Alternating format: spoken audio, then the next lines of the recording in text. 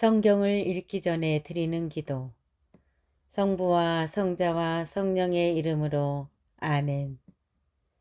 성경 안에서 우리를 친절히 만나주시는 아버지, 넘치는 성령의 빛으로 내 눈을 열어주시어 당신의 빛을 보게 하시고, 내 귀를 열어주시어 당신의 말씀을 듣게 하시며, 내 마음을 열어주시어 당신의 생명을 받아 안게 하소서.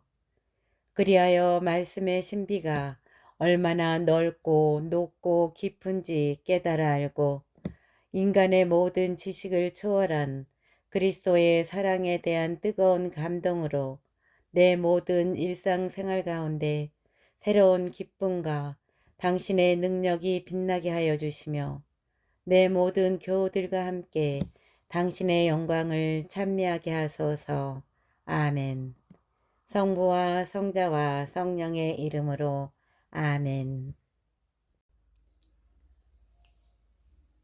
6장. 안티오코스 에피파네스가 죽다. 안티오코스 임금은 내륙의 여러 지방을 돌아다니다가 페르시아에 있는 엘리아마이스라는 성읍이 은과 금이 많기로 유명하다는 말을 들었다. 그 성읍의 신전은 무척 부유하였다. 거기에는 마케도니아 임금 필리포스의 아들로서 그리스의 첫 임금이 된 알렉산드로스가 남겨놓은 금방패와 가슴바지 갑옷과 무기도 있었다. 안티오쿠스는 그 성읍으로 가서 그곳을 점령하고 약탈하려 하였으나 그 계획이 성읍 주민들에게 알려지는 바람에 그렇게 할 수가 없었다. 그들이 그와 맞서 싸우니 오히려 그가 달아나게 되었다. 그는 크게 실망하여 그곳을 떠나 바빌론으로 향하였다. 그런데 어떤 사람이 페르시아로 안티오코스를 찾아와서 유다 땅으로 갔던 군대가 패배하였다고 보고하였다. 강력한 군대를 이끌고 앞장서 나아갔던 리시아스가 유다인들 앞에서 패배하여 도망치고 유다인들이 아군을 무찌르고 빼앗은 무기와 병사와 많은 전리품으로 더욱 강력해졌다는 것이다. 또 유다인들이 안티오코스가 예루살렘 제단 위에 세웠던 역겨운 것을 부수어버리고 성소 둘레에 전처럼 높은 성벽을 쌓았으며 그의 성읍인 베추르에도 그렇게 하였다는 것이다. 이 말을 들은 임금은 깜짝 놀라 큰 충격을 받았다. 그리고 자기가 원하던 대로 일이 되지 않아 실망한 나머지 병이 들어 자리에 누웠다. 그는 계속되는 큰 실망 때문에 오랫동안 누워있다가 마침내 죽음이 닥친 것을 느꼈다. 그래서 그는 자기 벗들을 모두 불러놓고 말하였다. 내 눈에서는 잠이 멀어지고 마음은 근심으로 무너져 내렸다네. 나는 마음속으로 이런 생각을 했네. 도대체 내가 이 무슨 역경에 빠졌단 말인가? 내가 이 무슨 물살에 휘말렸단 말인가? 권력을 떨칠 때에는 나도 쓸모가 있고 사랑받는 사람이었는데 내가 예루살렘에 끼친 불행이 이제 생각나네. 그곳에 있는 금은 기물들을 다 빼앗았을 뿐더러 까닭없이 유다 주민들을 없애버리려고 군대를 보냈던 거야. 그 때문에 나에게 불행이 닥쳤음을 깨달았네. 이제 나는 큰 실망을 안고 이국 땅에서 죽어가네. 그는 자기의 벗들 가운데 하나인 필리포스를 불러 그에게 온 왕국을 맡겼다. 그리고 왕관과 자기 옷과 인장반지를 주면서 자기 아들 안티오코스를 잘 이끌어 키워 임금이 되게 해달라고 하였다. 안티오코스 임금은 그곳에서 149년에 죽었다. 리시아스는 임금이 죽은 것을 알고 자기가 어릴 때부터 키워온 안티오코스 왕자를 그 뒤를 이어 임금으로 세우고 그 이름을 에우파토르라고 하였다. 예루살렘 성체를 포위하다. 한편 성체에 있던 자들은 성소 주변에서 이스라엘인들을 가로막고 온갖 못된 짓을 꾀하며 이민족들을 지원하였다. 그래서 그들을 없애버리기로 작정한 유다는 그들을 포위하려고 온 백성을 불러 모았다. 이렇게 150년에 유다인들은 함께 모여 그들을 포위하였다. 유다는 투석기와 다른 공격 기구들을 만들었다.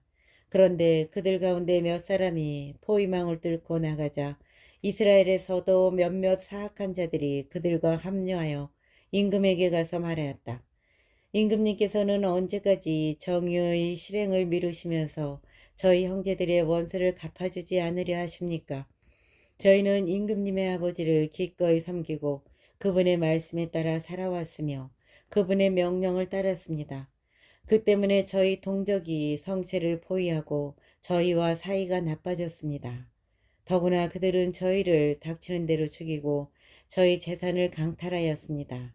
그들은 저희뿐 아니라 자기들과 경계를 이루는 모든 지역에까지 손을 뻗쳤습니다. 보십시오. 오늘도 그들은 예루살렘에 있는 성체를 점령하고 진을 쳤습니다. 또한 성소와 배추로도 요새로 만들었습니다. 서둘러서 그들을 먼저 막지 않으시면 그들은 이보다 더 큰 일을 저지를 것이며 그렇게 되면 임금님께서도 그들을 제지하실 수 없을 것입니다. 베추가리아의 전투. 이 말을 듣고 임금은 화가 나서 자기의 버신 군대 장수들과 기병대 장수들을 모두 불러 모았다. 다른 여러 나라와 바다의 여러 섬에서도 용병들이 그에게 왔다. 그의 군대 수는 보병 10만, 기병 2만, 그리고 전투에 익숙한 코끼리가 32마리였다. 이들은 이두메아를 지나 베추르를 향하여 진을 치고 여러 날 동안 싸우며 공격 기구들을 만들었다. 그러나 유다인들도 나가서 그 기구들을 불태우며 용감하게 싸웠다. 유다는 성체를 떠나 임금의 진영 맞은쪽 베츠카리아에 진을 쳤다. 유다는 성체를 떠나 임금의 진영 맞은쪽 베츠카리아에 진을 쳤다. 그러자 임금은 아침 일찍 일어나 급히 군대를 이끌고 베츠카리아로 가는 길을 따라 진군하였다.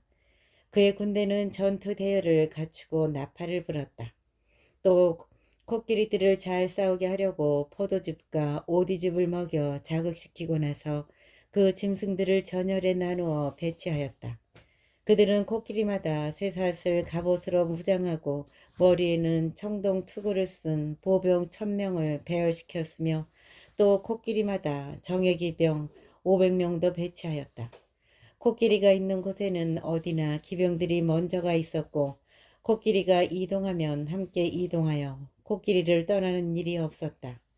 코끼리 등에는 단단한 나무탑을 얹어 덮고 그것들을 특별한 기구로 고정시켰다.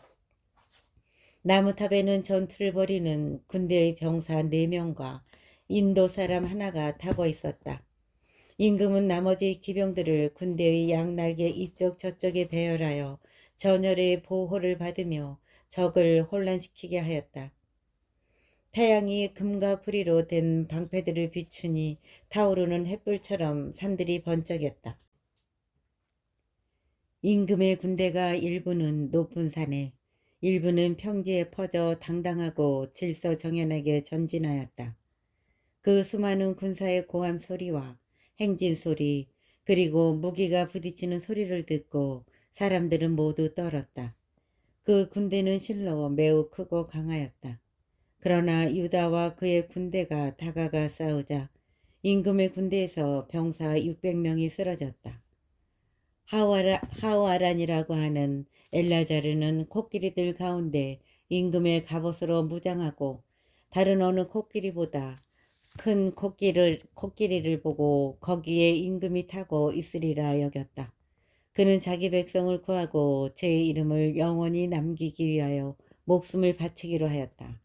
그가 용감하게 전열 한가운데로 뛰어들어 오른쪽과 왼쪽에 있는 자들을 쳐 죽이자 적이 양쪽으로 갈라졌다. 그는 코끼리 아래로 들어가 그것을 밑에서 찔러 죽였다. 그러나 코끼리가 자기를 덮치며 땅에 쓰러지는 바람에 그도 그 자리에서 죽었다. 유다인들은 임금의 군대가 강력하고 그 사기가 높은 것을 보고 그들에게서 물러났다. 베추르가 점령되고 시온이 포위되다. 임금의 군대 일부는 유다인들을 쫓아 예루살렘으로 올라오고 임금 자신은 유다 땅과 시온산을 향하여 진을 쳤다. 그때에 그가 베추르 주민들과 화친을 맺자 그들이 성읍에서 나왔다. 이 땅에서 안식년을 지내느라고 양식이 없어서 더 이상 포위를 버텨낼 수 없었기 때문이다. 임금은 베트로를 점령하고 그곳을 지킬 수비대를 두었다. 그리고 여러 날 성서 앞에 진을 치고 그곳에 공격탑들과 공격기구들, 곧 분화기와 투석기, 그리고 화살을 쏘는 기구와 돌팔매 도구를 가져다 놓았다. 유다인들도 공격 기구들에 대항하는 기구들을 만들어 여러 날 싸웠다. 그런데 그 해는 일곱째 해인데다가 이민족들에게서 유다로 피난 온 이들이 남은 저장 식량까지 다 먹어버렸기 때문에 곳간에는 양식이 떨어졌다. 그리하여 굶주림을 더 이상 견딜 수 없게 되자 그들은 저마다 제 집으로 흩어져 가고 성소에는 몇 사람만 남았다. 안티오코스가 화친을 제의하다. 한편 리시아스는 이러한 보고를 들었다.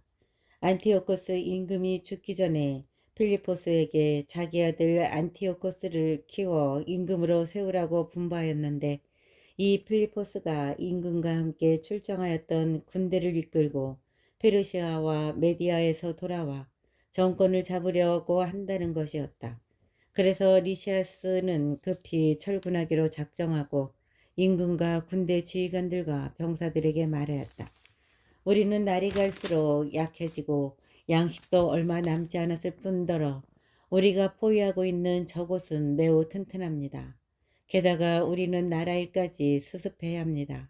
그러니 이제 저 사람들과 화해하고 그들과 또 그들의 온 민족과 화친을 맺읍시다. 그리고 그들이 전처럼 자기들의 간습대로 살아가도록 해줍시다.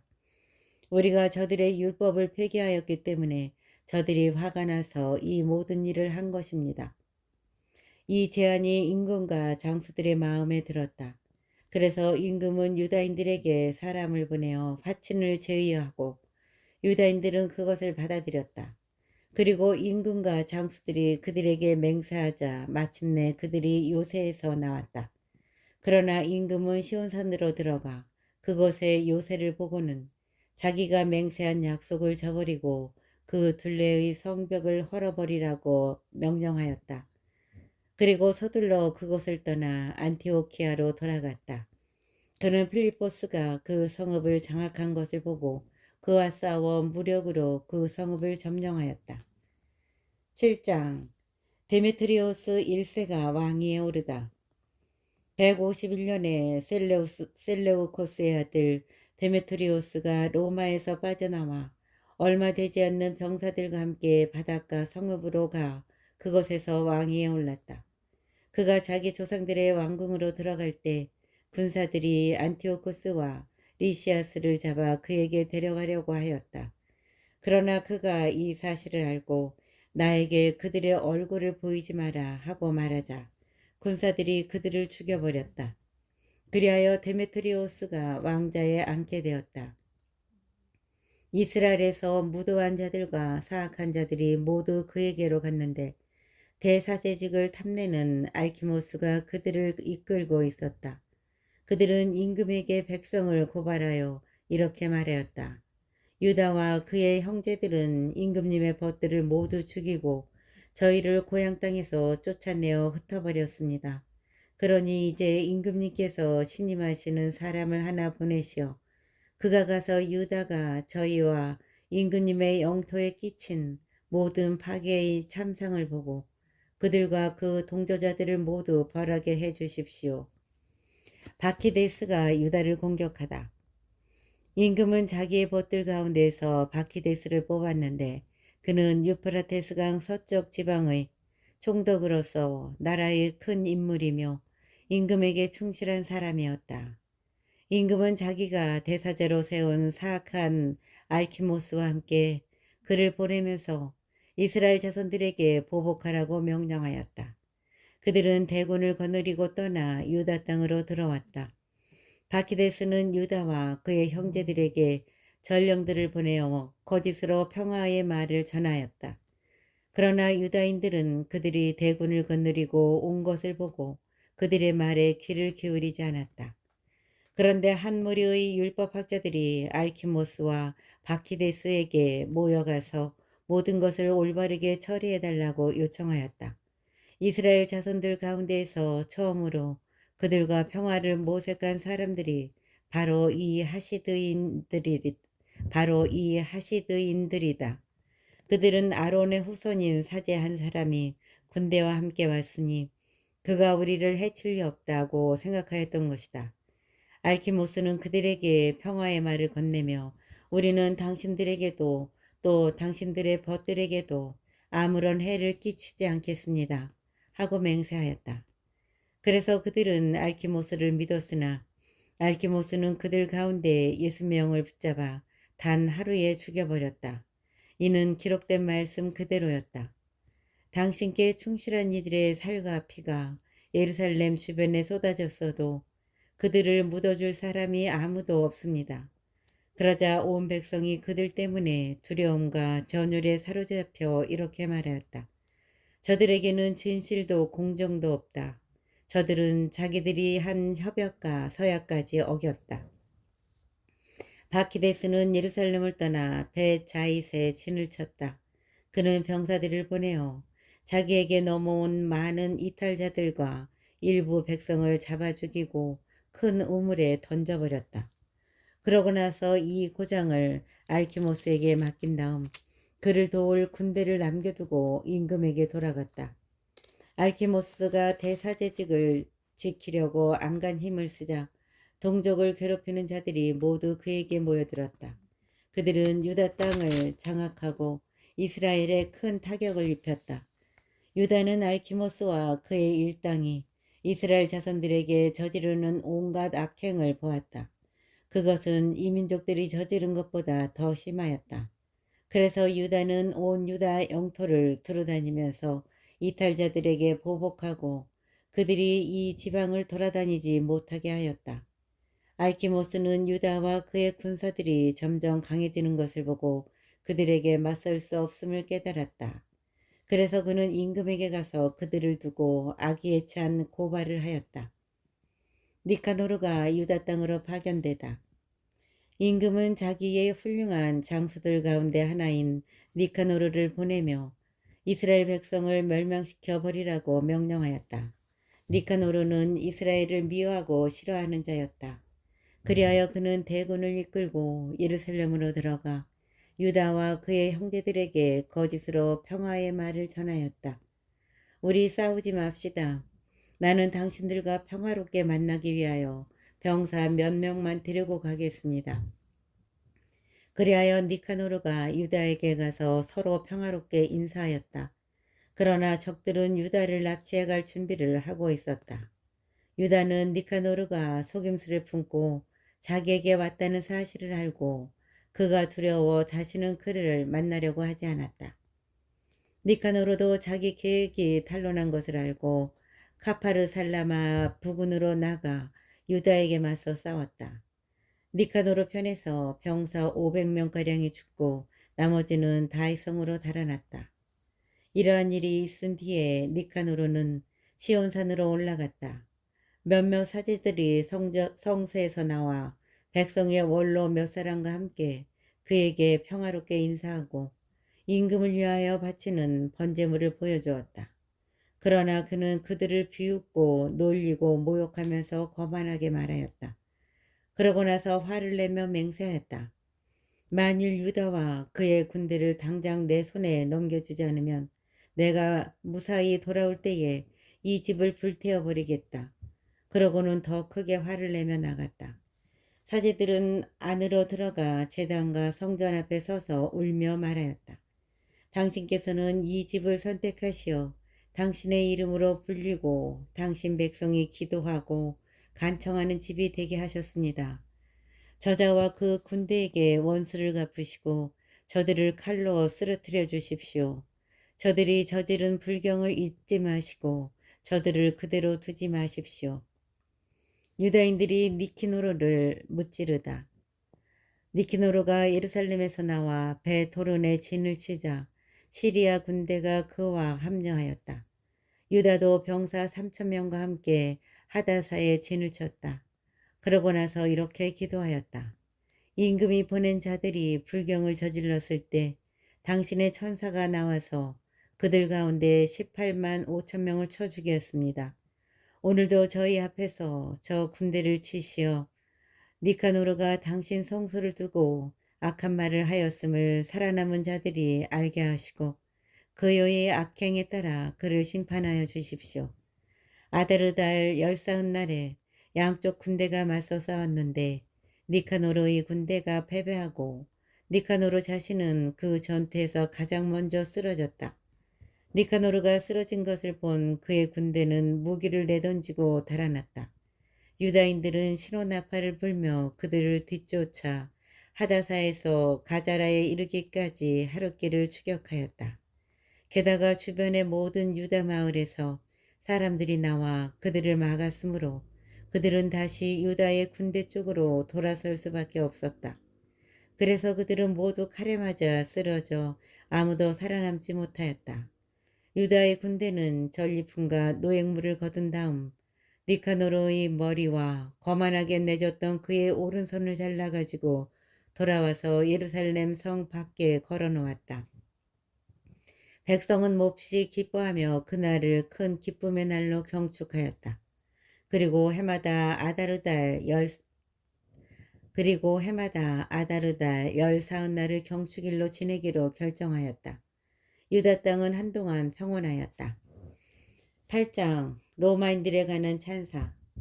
유다는 로마인들의 명성을 들었다. 그들은 단단히 강력하면서도 저희 편에서는 이들은 누구에게나 호의를 베풀고 저희에게 다가오는 이들은 누구와도 우호 관계를 맺는다는 것이었다. 그들이 정말 대단히 강하다는 것이었다. 그들은 정말 대단히 강하다는 것이었다. 유다는 또 그들이 갈리아인들과 용감하게 싸워 그들을 정복하고 조공을 바치게 하였으며 에스파냐 지방에서 그곳의 은강과 금강을 점령하려고 싸웠다는 이야기도 들었다. 로마인들은 그 지방이 아주 멀리 떨어진 곳이었지만 계획대로 끈기 있게 그곳을 모두 장악하였다. 그리고 세상 끝에서 쳐들어온 임금들을 무찌르고 그들에게 큰 타격을 입혔다. 다른 임금들은 그들에게 해마다 조공을 바쳤다. 그들은 또 키팀 임금 필리포스와 페르세우스를 비롯하여 자기들에게 반항하는 자들과 싸워서 그들을 무너뜨리고 정복하였다. 그리고 코끼리 120마리와 기병대와 병거대와 막강한 군대를 이끌고 그들과 싸우러 온 아시아 임금 데안티오코스도 쳐부수었다. 그리고 코끼리 120마리와 기병대와 병거대와 막강한 군대를 이끌고 그들과 싸우러 온 아시아 임금 데안티오코스도 쳐부수었다. 그들은 안티오코스를 사로잡아 그와 그의 뒤를 잇는 임금들이 많은 조공과 인지를 바치게 하였다. 그뿐 아니라 인도, 메디아, 리디아 등 가장 좋은 지방을 안티오코스에게서 빼앗아 에오메네스 임금에게 주었다. 이렇게 되자 그리스인들이 가서 그들을 멸망시키려고 작정하였는데 로마인들이 그 일을 알고 장수 하나를 그곳에 보내어 그리스인들과 싸우게 하였다. 많은 그리스인들이 부상을 입고 쓰러졌으며 그들의 아내와 자식들도 포로로 잡혀갔다. 로마인들은 그들을 약탈하고 그 땅을 정복하여 요새들을 부수어 버렸다. 그리고 오늘날까지 그들을 노예로 부리고 있다. 로마인들은 자기들에게 대항하는 그 밖의 나라와 섬들도 모두 멸망시키고 그 주민들을 노예로 만들었다. 그러나 자기들의 벗들이나 자기들에게 의지하는 이들과는 우호 관계를 유지하였다. 로마인들이 이렇게 멀고 가까운 곳의 임금들을 정복하니 그들의 이름을 듣는 이는 누구나 그들을 두려워하였다. 그들이 도와서 임금으로 만들려고 작정하기만 하면 누구든지 임금이 되었고 그들이 작정하기만 하면 누구든지 물러나게 되었다. 이렇듯 그들의 위세가 드높았다. 그럼에도 로마인들은 아무도 왕관을 쓰지 않고 위엄있게 보이려고 자주색 천을 두르지 않았다. 그들은 원로원을 세워 320명의 의원들이 날마다 백성의 문제를 끊임없이 논의하여 잘 다스리게 하였다. 또 해마다 한 사람을 뽑아 백성을 다스리고 온 나라를 통치하게 하였다. 백성은 모두 그 한 사람의 말을 잘 듣고 그들 가운데에는 시기나 질투가 없었다. 유다인들이 로마와 우호 동맹을 맺다. 유다는 아코츠의 손자이며 요한의 아들인 에우플레모스와 엘라자르의 아들 야손을 뽑아 로마로 보내어 우호 동맹을 맺게 하였다. 그리스인들의 왕국이 이스라엘인들을 완전히 노예로 부리는 것을 보고 그 명예에서 벗어나려는 것이었다. 그들은 아주 긴 여행 끝에 로마에 도착하여 원로원으로 들어가 이렇게 말하였다. 우리는 마카베오라고 하는 유다와 그의 형제들과 유다 땅의 백성이 보내서 여러분에게 왔습니다. 여러분과 평화 동맹을 맺어 우리가 여러분의 우호 동맹국으로 등록되게 해주십사 하는 것입니다. 이 제안이 그들의 마음에 들었다.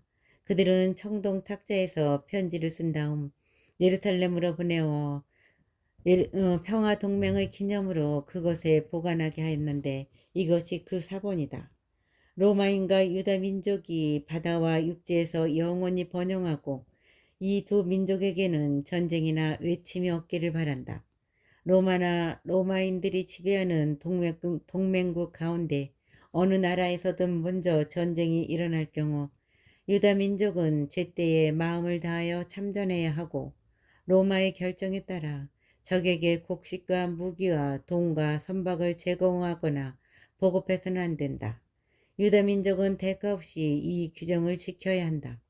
마찬가지로 유다 민족에게 먼저 전쟁이 일어날 경우 로마인들은 제때에 기꺼이 참전해야 하며 로마의 결정에 따라 적군에게 곡식과 무기와 돈과 선박을 제공해서는 안 된다. 로마인들은 이 규정을 거짓없이 지켜야 한다. 이러한 내용으로 로마인들은 유다 백성과 조약을 맺는다. 앞으로 여기에 무엇을 첨가하거나 삭제하려고 할 때에는 양쪽의 합의에 따라 해야 하며 그 경우 첨가나 삭제가 효력을 갖는다. 우리 로마인들은 데메트리오스 임금이 유다인들에게 저지른 악행에 관하여 그에게 이러한 편지를 썼다. 어찌하여 그대는 우리의 벗이며 우리와 동맹을 맺은 유다인들에게 멍에를 씌워 무겁게 하였소. 그들이 또다시 그대를 고발하며 탄원해 오면 우리는 그들의 권리를 보호하고 바다에서든 육지에서든 그대와 싸울 것이요.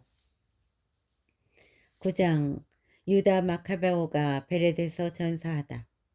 데메트리오스는 니케노르와 그의 군사들이 전장에서 쓰러졌다는 보고를 받고 우익군과 더불어 바키데스와 알키모스를 다시 유다 땅으로 보냈다. 그들은 길갈로 가는 길로 행군하여 아르벨라의 메살롯을 향하여 진을 치고 그것을 점령하여 많은 사람을 죽였다. 152년 첫째 달에 그들은 예루살렘을 향하여 진을 쳤다가 보병 2만과 기병 2천을 거느리고 그것을 떠나 베레스로 행군하였다. 그때에 유다는 이미 정병 3천을 이끌고 엘라사에 진을 치고 있었다. 그런데 그들은 적군의 수가 많은 것을 보고 몹시 두려워하여 많은 병사가 진지를 이탈하고 800명만 남았다. 유다는 싸움이 임박하였는데 자기 군대가 흩어지는 것을 보고 군사들을 다시 모을 시간이 없었기 때문에 마음이 무너져 내렸다. 그는 낙담하였지만 일어나 적군을 치러 올라가자 우리는 그들을 대적할 수 있을 것이다 하고 남은 이들에게 말하였다. 그러자 그들이 유다를 말리며 말하였다. 우리는 그럴 힘이 없습니다. 그러니 지금은 우리의 목숨을 구하고 나중에 우리 동포들과 함께 다시 와서 싸웁시다. 우리는 수가 적습니다. 그러나 유다는 이렇게 말하였다. 저들 앞에서 달아나다니 그런 일이 있어서는 안 된다. 그러나 유다는 이렇게 말하였다. 저들 앞에서 달아나다니 그런 일이 있어서는 안 된다. 우리에게 죽어야 할 때가 닥쳤다면 동포들을 위해서 용감하게 죽어 우리의 명예에 오점을 남기지 말자. 그때 적군이 진지를 떠나 유다인들과 맞섰다. 적의 기병대는 두 편으로 나뉘었는데 투석병들과 궁수들이 군대의 선봉에 서고 강력한 돌격대도 모두 앞에 나섰다. 바키데스는 우익군에 있었다. 그의 양 전열이 나팔을 불며 진격해오자 유다의 병사들도 나팔을 불었다. 양쪽 군대에서 터지는 함성으로 땅이 흔들리고 전투는 아침부터 저녁까지 계속되었다. 유다는 바키데스와 그 군대의 주력 부대가 오른쪽에 있는 것을 보고 담력과 용기가 있는 모든 군사와 함께 진격하여 적군의 오른쪽 부대를 무너뜨리고 아스도 산까지 그들을 추격하였다. 자익군은 우익군이 무너진 것을 보고 발길을 돌려 유다와 그의 병사들을 바짝 뒤쫓았다. 싸움이 치열해지는 가운데 여기저기에서 많은 이가 부상을 입고 쓰러졌다. 유다도 쓰러졌다. 그러자 남은 병사들이 달아났다. 요나탄과 시몬은 자기들의 형제 유다의 죽음을 거두어 모데인에 있는 조상들의 무덤에 묻고 그의 죽음을 애도하였다. 온 이스라엘도 크게 통곡하고 여러 날을 슬퍼하며 이렇게 말하였다.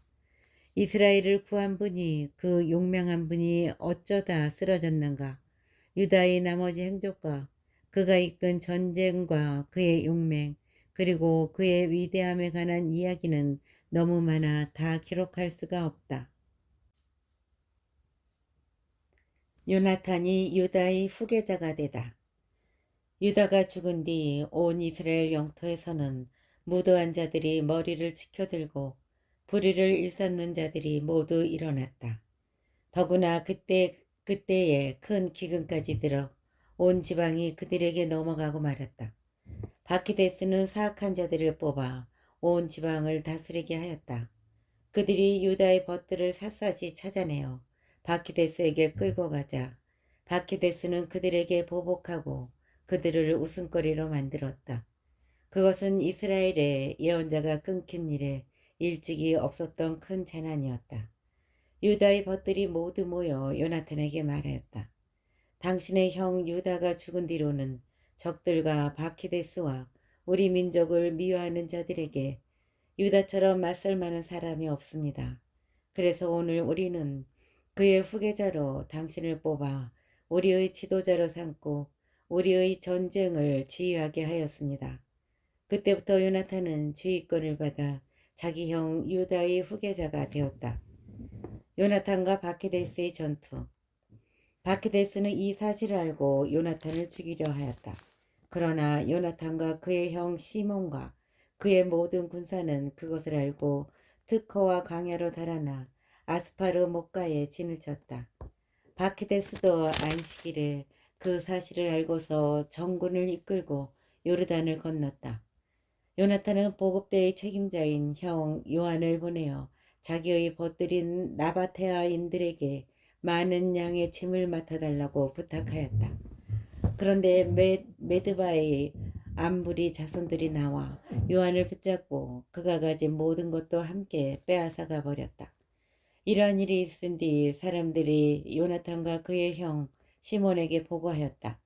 암부리의 자손들이 큰 혼인잔치를 벌이는데 가나안 대기저국의 딸인 신부를 데리고 큰 대열을 지어 나바닷에서 오고 있습니다. 그들은 자기들의 형 요한의 참혹한 죽음을 생각하며 산으로 올라가서 매복하였다. 그들이 눈을 들어보니 많은 짐을 진 소란스러운 행렬이 오는데 신랑과 그의 벗들과 형제들이 그 행렬을 맞이하려 손뼉을 치는 사람들과 악대와 무기를 든 많은 사람을 거느리고 나왔다. 그때 요나탄 형제가 매복해 있던 자리에서 나가 그들을 죽였다. 많은 사람이 부상을 입어 쓰러지고 살아남은 자들은 산으로 달아났다. 요나탄 형제는 그들의 물건을 모두 차지하였다. 그리하여 혼인잔치는 슬픔으로 변하고 그들의 악대 소리는 통곡으로 변하였다. 이렇게 요나탄 형제는 형의 참혹한 죽음을 복수하고 나서 요르단 습지로 돌아갔다. 보고를 받은 바키데스는 안식일에 큰 군대를 거느리고 요르단 강가로 나갔다. 그때 요나탄이 자기 군사들에게 말하였다. 일어나 우리의 목숨을 위하여 싸우자. 정녕 오늘은 어제와도 그제와도 같지 않다. 지금 우리는 앞뒤로 싸워야 한다. 이쪽은 요르단 강물이, 저쪽은 습지와 더불어 가로막아 비켜나갈 곳이 없다. 그러니 이제 하늘을 향해 소리쳐 적들의 손에서 구해달라고 하여라. 싸움이 시작되자 요나탄은 바키데스를 치려고 손을 뻗었다. 그러나 바키데스는 그를 피하여 뒤로 물러섰다.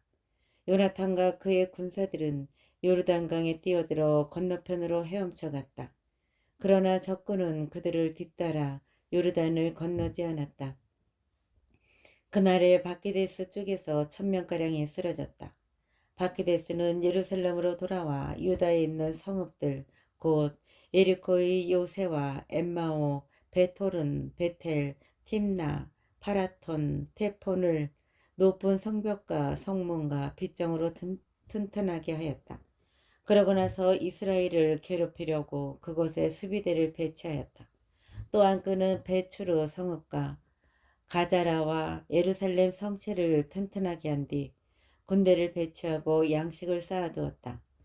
그리고 그 지방 지도자들의 아들들을 인질로 잡아다가 예루살렘 성체의 감옥에 가두었다. 알키모스가 죽다. 153년 둘째 달에 알키모스는 성소 안뜰의 벽을 헐어버리라고 명령하였다. 예언자들의 업적까지 없애버리려는 것이었다. 그리하여 그것을 헐기 시작하였다. 그때에 알키모스가 갑자기 쓰러져 작업이 중단되었다. 그는 입이 막히고 굳어져 더 이상 말 한마디 못하고 집안일에 관해서조차 지시를 내릴 수 없게 되었다. 마침내 알키모스는 큰 고통 속에서 죽어갔다. 알키모스가 이렇게 죽는 것을 보고 바키데스는 임금에게 돌아갔다. 그리하여 2해 동안 유다 땅이 평온하였다. 바키데스가 벳바시에서 패배하고 유다를 떠나다. 무도한 자들이 모두 모여 논의하며 이렇게 말했다. 지금 요나탄과 그의 군사들은 평온하고 안전하게 지내고 있어.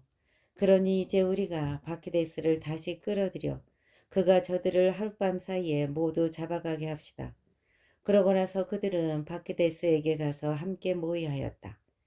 바키데스는 대군을 이끌고 떠나면서 유다에 있는 모든 동맹자에게 비밀리에 편지를 보내어 요나탄과 그의 군사들을 다 잡으라고 하였다. 그러나 그들의 음모가 알려져 실패하였다. 그러자 요나탄과 그의 군사들은 이 악행을 주도한 유다 지방 사람들을 10명가량 잡아 죽였다. 요나탄은 시몬과 자기 군사들과 함께 광야에 있는 베파시로 나갔다. 그는 그 성읍의 허물어진 데를 고치고 그것을 견고하게 하였다. 이를 안 바키데스는 모든 군대를 소집하고 유다 땅의 동조자들에게도 명령을 내렸다. 그는 진군하여 베파시를 향하여 진을 치고 여러 날 그것을 치면서 공격 기구들을 만들었다. 요나탄은 그 성읍에 형 시몬을 남겨두고 성 밖으로 나갔다. 그때에 그는 몇 사람만 데리고 가서 오도메라와 그의 형제들 그리고 수경지에 있는 파시로온의 자손들을 쳤다. 그들도 공격하기 시작하며 병력을 이끌고 올라왔다. 그 틈에 시몬과 그의 군사들이 성읍에서 나와 공격 기구들을 불살라버리고 바키데스와 싸웠다. 마침내 바키데스가 무너졌다. 그는 자기의 원정 계획이 허사로 돌아가자 크게 낙담하였다. 그래서 이 지방으로 진격하기를 권유한 무도한 자들에게 몹시 화를 내며 그들을 많이 죽였다. 그러고 나서 자기 나라에 돌아가기로 작정하였다. 요나탄은 그 사실을 알고 그에게 사절을 보내어 화친을 맺고 포로들을 넘겨달라고 하였다. 바키데스는 이를 받아들여 그의 말대로 하였다. 그는 일생 동안 내내 요나탄을 해치려 하지 않겠다고 맹세하고 전에 유다 땅에서 잡아간 포로들을 요나탄에게 넘겨주었다. 그 뒤에 바키데스는 자기 나라에 돌아가서 다시는 유다인들의 땅에 들어오지 않았다. 드디어 이스라엘에서 전쟁이 멈추었다. 미크마스의 자리를 잡고 백성을 다스리기 시작한 요나탄은 이스라엘에서 사악한 자들을 없애버렸다. 10장 알렉산드로스가 요나탄을 대사제로 임명하다. 160년에 안티오코스의 아들 알렉산드로스 에피파네스가 프톨레마이에스에 상륙하여 그것을 점령하였다. 160년에 안티오코스의 아들 알렉산드로스 에피파네스가 프톨레마이스에 상륙하여 그것을 점령하였다. 사람들이 그를 환영하자 그는 그곳에서 왕위에 올랐다. 그 소식을 들은 데메트리오스 임금은 매우 큰 군대를 모아 그에게 맞서 싸우려고 나섰다. 그러면서 다른 한편으로는 요나탄에게 높은 지위를 약속하는 평화의 말을 담은 편지를 보냈다. 그는 속으로 이렇게 생각하였던 것이다. 요나탄이 우리를 치려고 알렉산드로스와 화친을 맺기 전에 우리가 먼저 유다인들과 화친을 맺자. 자기 신과 자기의 형제와 민족에게 우리가 저지른 온갖 악행을 요나탄이 기억하고 있을 것이다. 그래서 데메트리오스는 요나탄에게 자기의 동맹자가 되어 군대를 모으고 무장시키는 권한을 주었다. 그리고 성차에 가둔 인질들을 요나탄에게 넘겨주라고 명령하였다. 요나탄은 예루살렘에 와서 온 백성과 성차의 군사들이 귀를 기울이는 가운데 그 편지를 읽었다. 임금이 요나탄에게 군대를 모으는 권한을 주었다는 말을 듣고 성체의 군사들은 몹시 두려워하였다.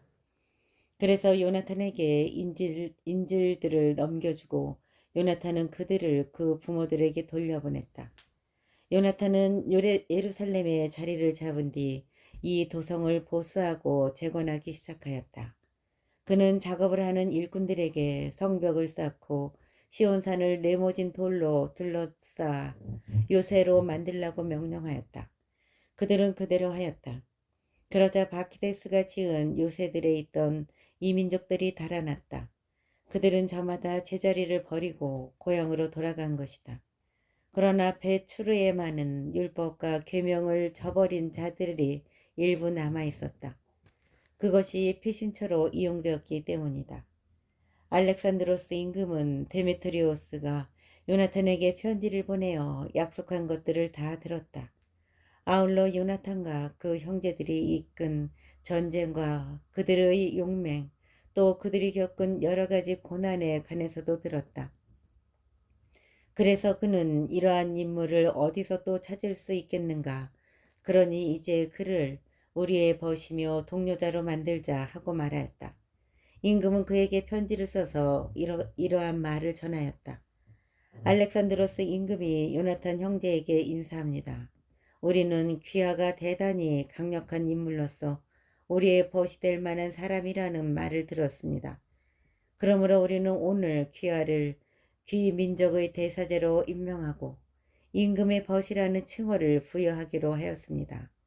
우리 편이 되어 우리와 우정을 지켜주시기 바랍니다. 그리고 알렉산드로스는 그에게 자주세곡과 금관을 보냈다. 이렇게 하여 요나탄은 160년 일곱째 달 초막절에 거룩한 사제옷을 입었다. 그리고 그는 군대를 모으고 많은 무기를 마련하였다. 데메트리오스 임금이 새로운 제안을 하다. 데메트리오스는 이 이야기를 듣고 속이 상하여 이렇게 말하였다. 알렉산드로스가 자기 기반을 튼튼히 하려고 우리보다 앞서 유다인들과 우호 관계를 다졌는데 우리는 대체 무엇을 하고 있었단 말인가? 나도 그들에게 격려의 말로 편지를 써서 높은 지위와 선물을 약속하고 그들의 협조를 받아야 하겠다. 그러고는 이러한 말을 써서 보냈다. 데미트리오스 임금이 유다 민족에게 인사합니다. 여러분이 우리와 맺은 계약을 지키고 우호 관계를 유지하여 우리의 원수들 편에 가담하지 않았다는 소식을 듣고 우리는 기뻐하였습니다.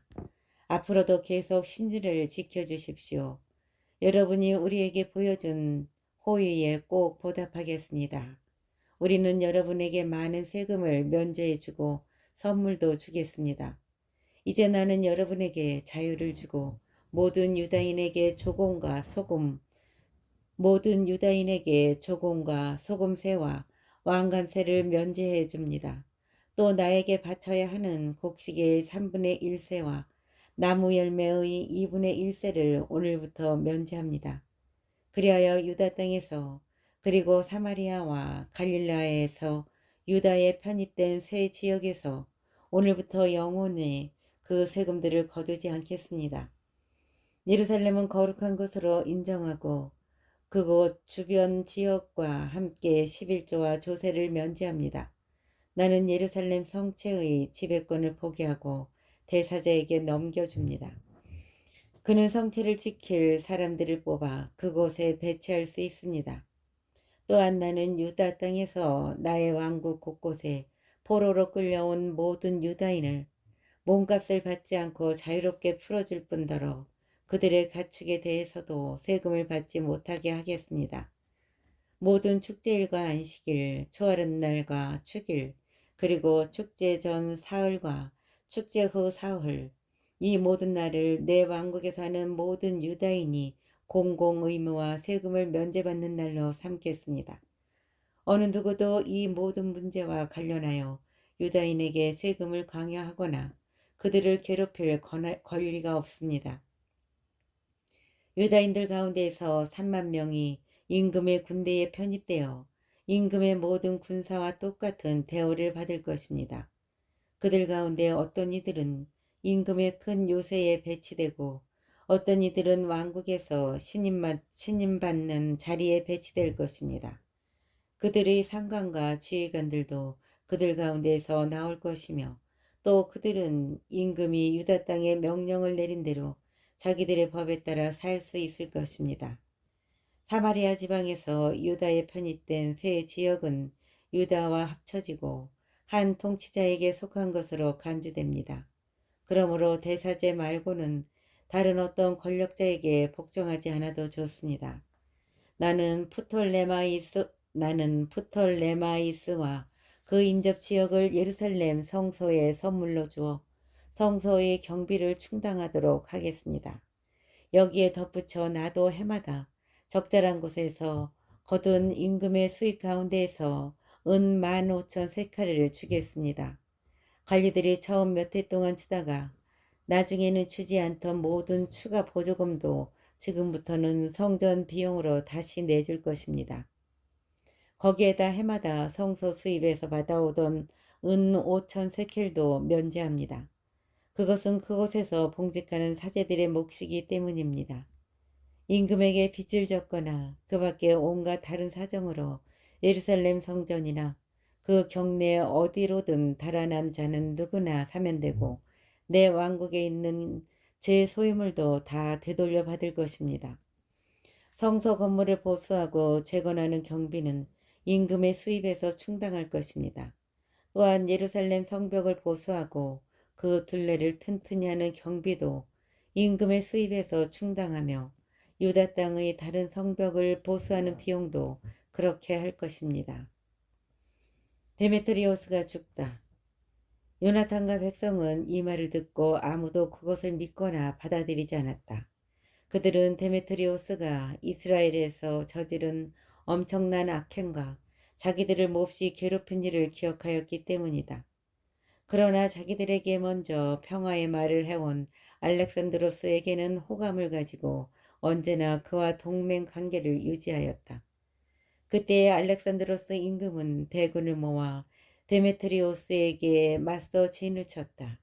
두 임금이 교전한 끝에 알렉산드로스의 군대가 달아나자 데메트리오스가 그를 추격하여 그의 군사들을 무찌르고 해가 질 때까지 치열한 전투를 벌였지만 데메트리오스는 그날 전사하고야 말았다.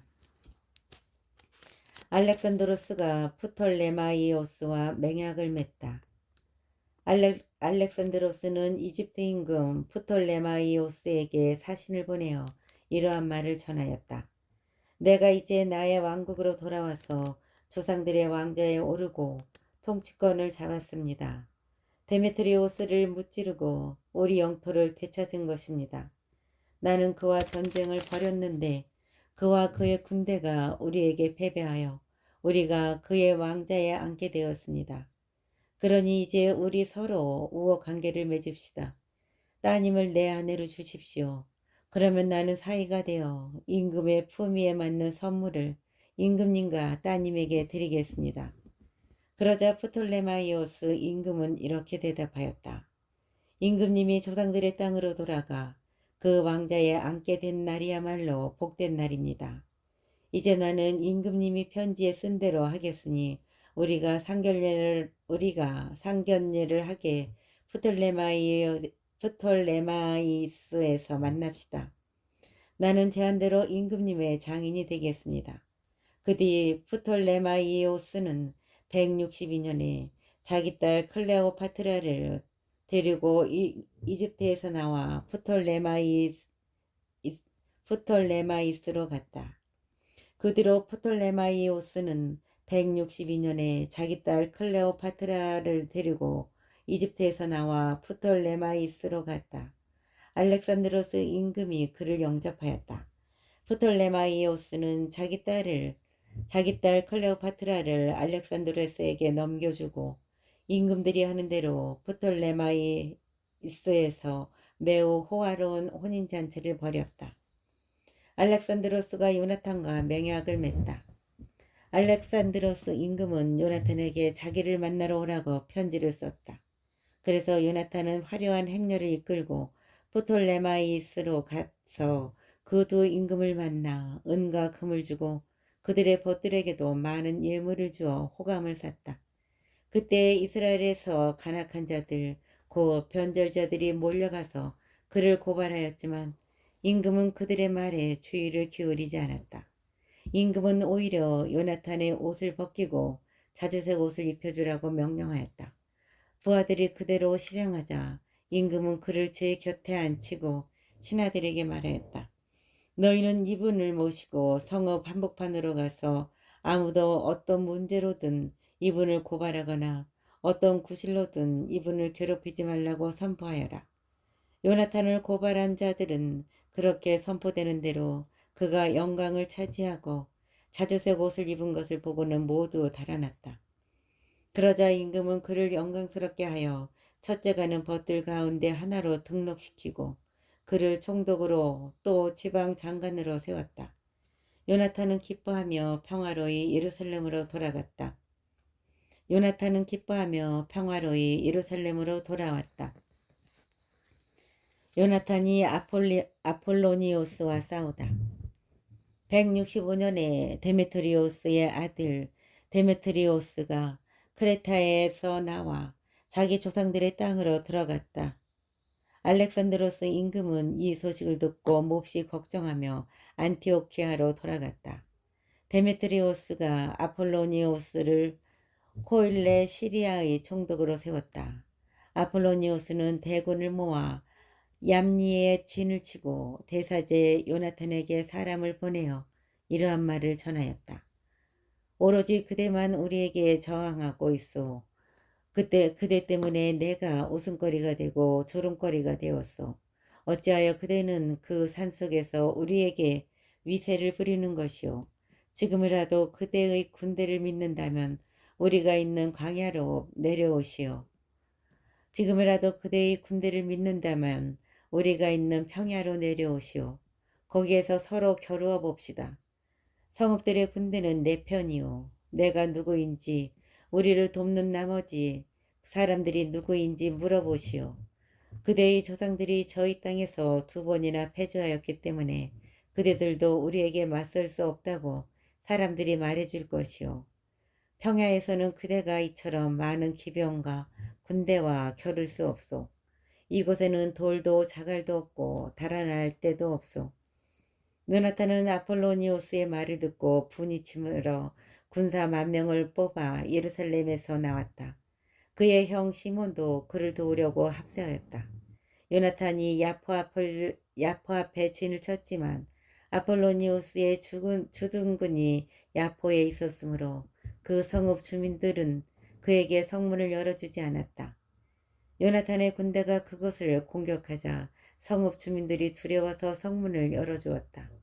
그리하여 요나탄이 야포를 점령하였다. 아폴로니우스는 이 소식을 듣고 기병 3천과 큰 군대를 집합시켜 그것을 그냥 지나치는 척하며 아스도스로 갔다. 그는 또한 자기의 수많은 기병대를 믿었으므로 평야로 진군하였다. 그러자 요나탄이 그를 뒤쫓아 아스돗까지 갔다. 거기에서 양쪽 군대가 맞서 싸웠다. 아폴로니우스는 기병 1000명을 미리 후방에 숨겨두었지만 요나탄은 자기 뒤에 복병이 있다는 사실을 이미 알고 있었다. 적군은 요나탄의 군대를 포위하고 그의 병사들에게 아침부터 저녁까지 활을 쏘아댔다. 그러나 병사들은 요나탄이 명령한 대로 꿋꿋이 버티었다. 마침내 적의 군마들이 지치게 되었다.